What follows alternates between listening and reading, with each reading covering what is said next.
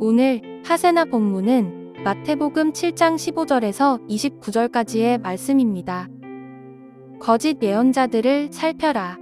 그들은 양의 탈을 쓰고 너희에게 오지만 속은 굶주린 이리들이다. 너희는 그 열매를 보고 그들을 알아야 한다. 가시나무에서 어떻게 포도를 따며 엉겅퀴에서 어떻게 무화과를 딸 수 있겠느냐? 이와 같이 좋은 나무는 좋은 열매를 맺고 나쁜 나무는 나쁜 열매를 맺는다. 좋은 나무가 나쁜 열매를 맺을 수 없고 나쁜 나무가 좋은 열매를 맺을 수 없다. 좋은 열매를 맺지 않는 나무는 찍어서 불 속에 던진다. 그러므로 너희는 그 열매를 보고 그 사람들을 알아야 한다. 나더러 주님, 주님 하는 사람이라고 해서 다 하늘 나라에 들어가는 것이 아니다. 하늘에 계신 내 아버지의 뜻을 행하는 사람이라야 들어간다. 그날에 많은 사람이 나에게 말하기를 주님, 주님, 우리가 주님의 이름으로 예언을 하고 주님의 이름으로 귀신을 쫓아내고 또 주님의 이름으로 많은 기적을 행하지 않았습니까? 할 것이다. 그때에 내가 그들에게 분명히 말할 것이다. 나는 너희를 도무지 알지 못한다. 불법을 행하는 자들아, 내게서 물러가라. 그러므로 내 말을 듣고 그대로 행하는 사람은 반석 위에다 자기 집을 지은 슬기로운 사람과 같다고 할 것이다. 비가 내리고 홍수가 나고 바람이 불어서 그 집에 들이쳤지만 무너지지 않았다. 그 집을 반석 위에 세웠기 때문이다. 그러나 나의 이 말을 듣고서도 그대로 행하지 않는 사람은 모래 위에 자기 집을 지은 어리석은 사람과 같다고 할 것이다. 비가 내리고 홍수가 나고 바람이 불어서 그 집에 들이치니 무너졌다. 그리고 그 무너짐이 엄청났다. 예수께서 이 말씀을 마치시니 무리가 그의 가르침에 놀랐다.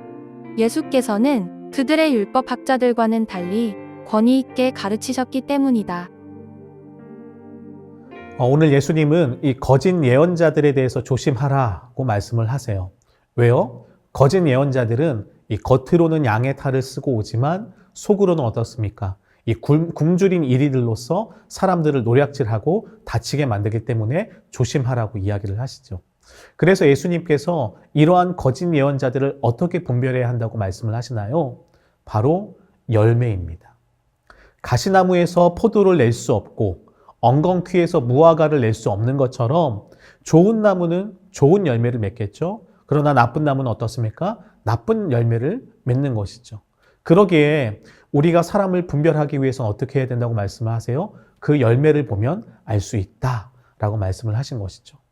그렇다면 더 나아가 우리는 고민해야 하는 것입니다. 우리는 어떻게 해야지 좋은 열매를 맺을 수 있을까라는 고민을 해야 하는 것이죠. 여러분, 우리는 어떻게 해야지 좋은 열매를 맺을 수 있을까요? 성경에서 말씀하시기로는 한마디로 열매 맺는 사람은 바로 하늘에 계신 아버지의 뜻을 행하는 사람인 것을 우리는 기억하며 살아가야 합니다. 그래서 예수님이 이렇게 말씀하시죠. 너희가 아무리 입으로 주여 주여 주님 주님이라고 고백한다고 할지라도 모두 하늘나라에 들어가는 것은 아니다 라고 말씀을 하세요. 아무리 주님의 이름으로 예언을 하고 귀신을 쫓아내고 기적을 행한다고 할지라도 만약 우리가 하늘에 계신 아버지의 뜻을 행하지 않는다면 우리는 모두 그것은 불법의 사람이다 라고 말씀을 하시는 것이죠. 예수님은 이렇게 주의 말씀을 듣고 그대로 행하는 사람을 어떻게 평가하고 어떻게 그들을 부르시나요? 그런 사람들을 바로 예수님은 반석 위에 자기 집을 짓는 슬기로운 사람이다 라고 말씀을 하세요. 그렇게 반석 위에 집을 짓는 사람은 어떻습니까? 아무리 비가 오고 홍수가 나고 바람이 세차게 분다고 할지라도요, 반석 위에 세운 집은 결코 무너지지 않는다라고 말씀을 하시죠. 그러나 주의 뜻대로 행하지 않는 사람은 어떤 사람이라고 말씀을 하시나요? 모래 위에 자기 집을 세운 어리석은 사람이다 라고 말씀을 하세요. 왜요? 모래 위에 세운 집은 비가 내리고 홍수가 나고 바람이 불면 그 집이 너무나도 쉽사리 무너지기 때문인 것이죠. 마태복음 5장부터 7장까지는요, 산상수훈의 말씀입니다. 오늘 우리가 묵상하는 하세나 본문의 말씀은 그 결론부에 해당한다고 할 수 있어요. 예수님은 이 산상수훈의 말씀을 마무리하시면서 열매와 이 집에 대한 비유를 통해서 우리가 하나님의 자녀로서 어떻게 살아가야 하는지에 대해서 가르쳐 주고 계세요. 우리가 주의 은혜로 하나님의 자녀, 하나님의 백성이 되었다면 이제는 그것이 끝이 아니라 앞으로 우리가 하나님의 자녀답게, 하나님의 백성답게 살아가야 한다는 것을 가르쳐주고 계신 것이죠. 그래서 예수님은요, 우리가 입술로 아무리 주님, 주님이라고 외칠지라도, 그러면서 우리가 믿음을 이야기할지라도 그 입술의 고백 자체가 우리의 모습을 결코 결정짓는 것이 아니다라고 선언을 하고 계시는 거예요. 여러분, 그렇다면 오늘 말씀을 통해서 과연 우리 하나님은 어떤 분이실까요? 여러분, 우리 하나님은요, 우리의 중심을 보시는 분이십니다. 그래서 우리는 결코 그 하나님을 속일 수 없죠. 어떤 이들은 이 거짓 예언자들처럼 행동하는 이들도 있어요.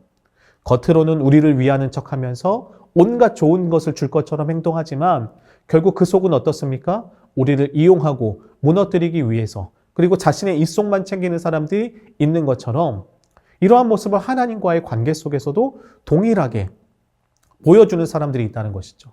겉으로는 아주 훌륭한 신앙인의 모습을 보이면서 하나님을 존중하고 하나님을 사랑한다고 고백까지도 하지만 사실 속으로는 어떻습니까?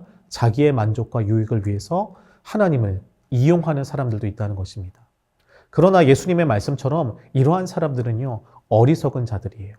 입술로 주님이라고 고백하며 믿음이 있는 것처럼 보일지라도 여러분, 중심을 아시는 하나님은요, 그들의 삶을 분명히 알고 계십니다. 또한 이러한 자들은요, 고난과 핍박이 다가오면 쉽사리 넘어지고 실패해요. 왜냐하면 우리 하나님은 그 사람의 중심을 보시기 때문에 그 사람이 모래 위에 집을 세운 어리석은 자라는 것을 분명히 알고 계시기 때문입니다.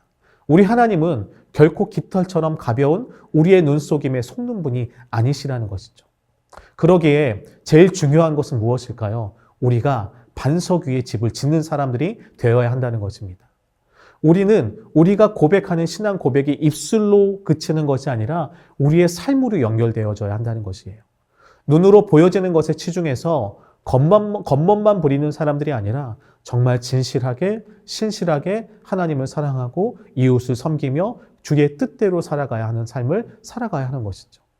물론 그렇게 우리의 신앙 고백을 삶으로 연결시킨다는 것 결코 쉬운 일은 아닐 것입니다. 그럼에도 불구하고 우리는요, 지속적으로 우리의 삶을 반석 위에 세우도록 노력해야 돼요. 하늘에 계신 아버지의 뜻대로 행하는 삶이 힘들고 어렵고, 그래서 때로는 실패하고 넘어질지라도 어떻게 해야 되나요? 다시 일어나서 그 길을 걸어가야 하는 것입니다. 예수님은 그러한 사람을 바라보면 뭐라고 말씀하십니까? 지혜로운 사람이라고 말씀하세요. 분명 우리 주님은요, 우리의 중심을 보시는 분이시기 때문에 우리가 그렇게 주의 뜻대로 살아가고자 하는 그 중심을 알고 계시고, 때로는 우리가 부족하고 연약해서 중간에 넘어질지라도 우리의 손을 붙잡아 일으켜 주셔서 우리를 끝까지 주의 길로 인도해 주시는 분이실 것입니다. 주님은 그렇게 우리 삶에 동행해 주시며 우리의 집을 굳건하게 세워주시는 분이시라는 것이죠. 그렇게 오늘 하루 우리가 주께서 기뻐하시는 열매를 맺는 사람들이 되었으면 좋겠습니다. 그래서 주님과 함께 반석 위에 집을 세우는 슬기로운 사람들이 되었으면 좋겠습니다. 오늘의 하시조는 세계를 품은 30일 기도 27일차 국내 이주자 사역을 위해 함께 기도하는 것입니다. 이 사역에 필요한 일꾼들을 보내주시고 필요를 채워주시기를 간구하며 기도 책자를 통해 자세한 내용을 보시면서 함께 기도하면 좋겠습니다. 오늘의 하시조 함께 하시죠.